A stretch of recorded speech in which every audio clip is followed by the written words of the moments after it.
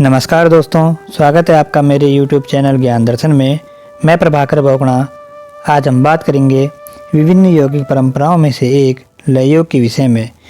लय योग क्या है, लय योग साधना किस प्रकार से की जाती है, लय योग से साधक को किस प्रकार से परमपद की प्राप्ति होती है, लय योग से साधक किस प्रकार राजयोग की प्राप्ति करता है, इन सभी विषयों पर हम बात करेंगे।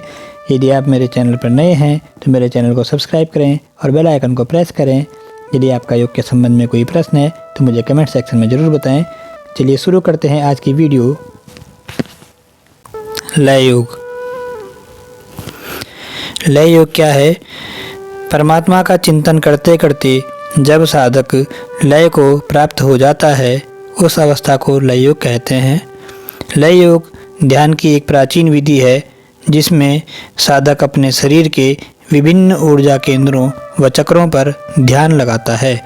हठ योग के ग्रंथ घेरण संहिता में उल्लेख है कि लय योग की सिद्धि योनि मुद्रा के द्वारा होती है।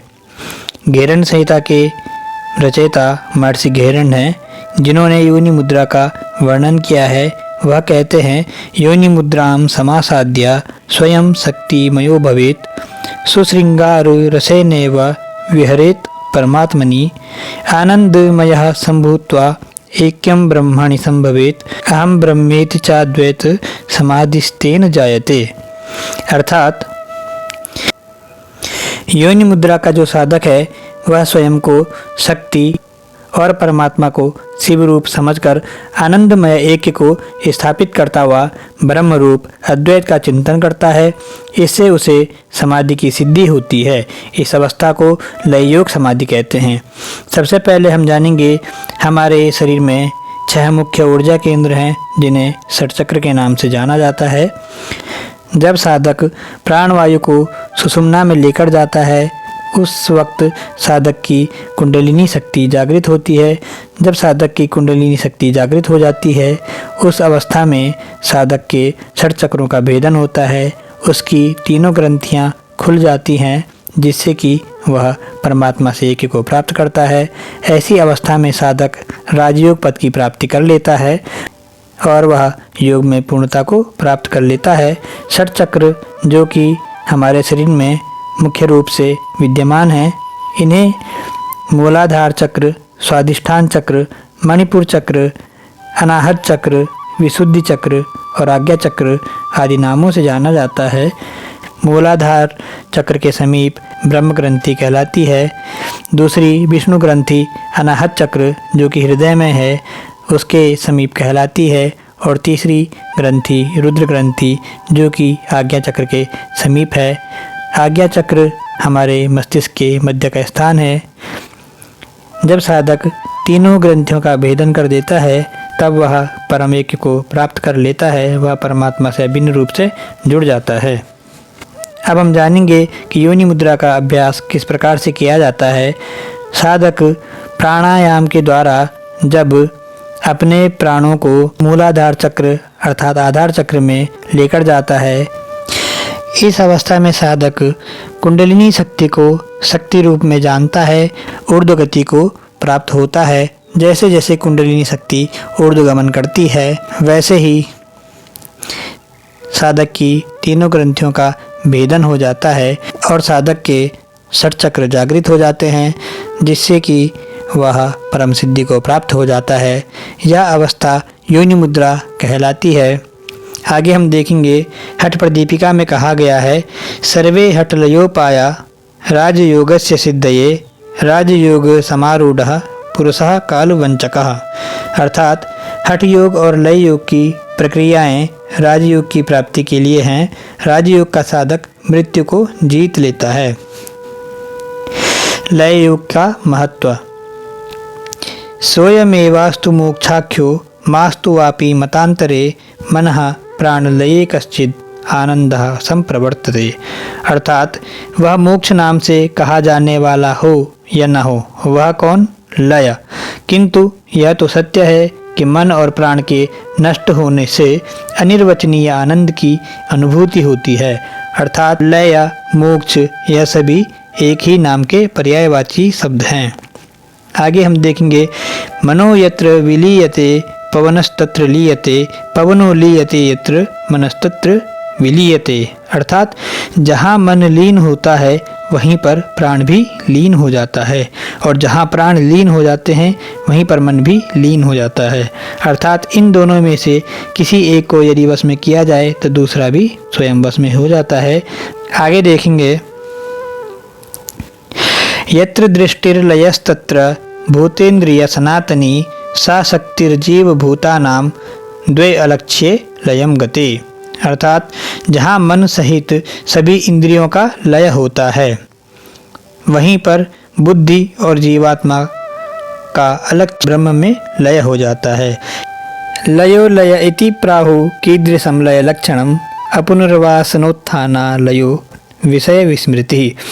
अर्थात बहुत से लोग तो यह कहते हैं कि यह लय है, यह लय है, लय ऐसा है, किंतु लय का लक्षण क्या है वह नहीं जानते। अपुनर्वासनोत्थाना, जहाँ से वासनाओं का पुनरुत्थान नहीं होता तथा सभी विषय भी विस्मृत हो जाते हैं, वह लय कहलाता है। ऐसी स्थिति में वासनाओं का पुनरुत्थान कभी नहीं होता। आगे हम देखेंगे लय योग की सिद्धि हेतु नाद की उपयोगिता। अर्थात लय योग और नाद योग दोनों अभिन्न रूप से जुड़े हुए हैं। लय योग की सिद्धि में नाद योग किस प्रकार से महत्व रखता है हम जानेंगे। इंद्रियाणाम मनोनाथो मनोनाथस्तु मारुतः मारुतस्य लयो नाथः स लयो नादमाश्रितः। अर्थात इंद्रियों का स्वामी मन है, इंद्रियाणाम मनोनाथो और मनोनाथस्तु मारुतः, अर्थात मन का स्वामी वायु है, वायु का स्वामी लय है और लय नाद पर आश्रित है। कहा गया है श्री आदिनाथेन सपादकोटि लय प्रकाराः कथिता जयंती। अर्थात भगवान शिव ने लय के 1.25 करोड़ प्रकार बताए हैं, उनमें से नादोपासना सर्वोत्तम मानी गई है, जिसके द्वारा साधक शीघ्र ही लय को प्राप्त हो जाता है। यह सर्वोत्तम क्यों मानी गई है? क्योंकि नादोपासना सबसे सहज साधना है, जिसमें साधक परमात्मा को जल्दी ही प्राप्त कर लेता है और इस साधना के द्वारा वह शीघ्र ही योग की पूर्णता को प्राप्त हो जाता है। आगे हम देखेंगे काष्ठे प्रवर्तितो वह्निः काष्ठेन सह साम्यति नादे प्रवर्तितं चित्तम नादेन सह लीयते। यहाँ पर नाद की साधना का महत्व बताया है। नाद में लगा हुआ चित्त भी नाद में ही लीन हो जाता है। जब चित्त का लय हो जाता है तब क्या होता है? साधक दृश्य वर्ग से ऊपर उड़ जाता है। दृश्य वर्ग यह संसार है, इस संसार से वह लिप्त नहीं रहता। तब साधक विषय वासना से भी रहित हो जाता है और वह पुनर्जन्म ग्रहण नहीं करता। इस प्रकार का साधक जीवन मुक्त साधक कहलाता है। आगे देखेंगे प्रनष्ट श्वास निश्वास प्रध्वस्त विषयग्रह निश्चेष्टो निर्विकारश्च लयो जयति योगिनाम। कहा गया है जिन साधकों का श्वास प्रश्वास निरुद्ध हो गया हो तथा जिनका विषयों का ग्रहण भी बंद हो गया हो, ऐसे चेष्टा रहित तथा विकारों से रहित साधकों को लय की प्राप्ति होती है। अर्थात यहाँ पर कहा गया है श्वास प्रश्वास का निरुद्ध हो जाना। यह कैसे होता है? एक तो यह प्राणायाम के माध्यम से होता है और दूसरा श्वास प्रश्वास का निरोध मन के लीन होने पर होता है। मन के लीन होने पर या प्राण के लीन होने पर यह दोनों ही लीन हो जाते हैं। आगे हम देखेंगे उच्छिन्न सर्व संकल्पो निशेषा शेष चेष्टितः स्वावगम्यो लयः कोपि जायते वाग्गोचरः। अर्थात जिन साधकों के सभी प्रकार के संकल्प नष्ट हो गए हैं और जिनकी सभी चेष्टाएं समाप्त हो गई हैं, ऐसे साधकों में एक अपूर्व लय की उत्पत्ति होती है, जिसका अनुभव तो किया जा सकता है किंतु वर्णन नहीं किया जा सकता। अर्थात लय साधना ऐसी साधना पद्धति है जिसका अभ्यास करते करते साधक स्वयं परमात्मा में लीन हो जाता है। लय साधना के यहाँ पर मुख्य रूप से 2 प्रकार बताए हैं।